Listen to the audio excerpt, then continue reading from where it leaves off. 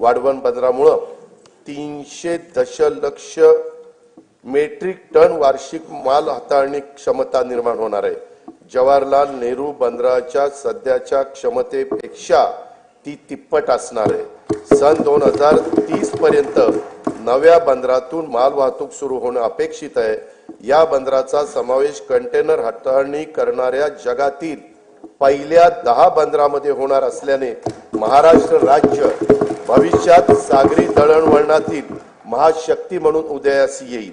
वाढवण बंदराजवळ मुंबईतले तिसरे विमानतळ प्रस्तावित असून मुंबई अहमदाबाद बुलेट ट्रेनचं स्थानकही या बंदराजवळ असणार आहे। हे बंदर समृद्धी महामार्गाला देखील जोडण्यात येणार आहे। पालघर जिल्ह्यात मौजे बुर्बे येथे बंदर निर्मितीच्या 4259 कोटी रुपये किमतीच्या प्रकल्पास खासगी क्षेत्राच्या सहभागाने मंजुरी देण्यात आली आहे।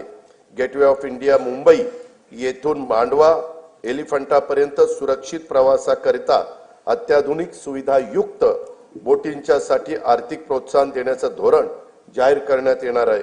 मुंबईचे गेटवे ऑफ इंडिया लगत रेडिओ क्लब येथे प्रवासी वाहतुकीकरता सुसज्ज जेटीचे 229 कोटी 27 लाख रुपये किमतीचे काम सुरू आहे। दिघी जिल्हा रायगड, वेंगुर्ला जिल्हा सिंधुदुर्ग तसेच कालेर, डोंबिवली, कोलशेत, मीरा भाईंदर जिल्हा ठाणे येथील जेटींची कामे प्रगतीपथावर आहेत। काशीत जिल्हा रायगड येथे तरंगत्या जेटीचे काम लवकरच सुरू करण्यात येत आहे। हवामान बदल आणि समुद्राच्या पातळीत होत असलेल्या वाढीमुळे निर्माण होणाऱ्या नैसर्गिक आपत्तीपासून बचाव करण्यासाठी महाराष्ट्रातील किनारी जिल्ह्यांच्या मध्ये 8400 कोटी रुपये किमतीचा बाह्य सहाय्यित प्रकल्प राबवण्यात येणार आहे।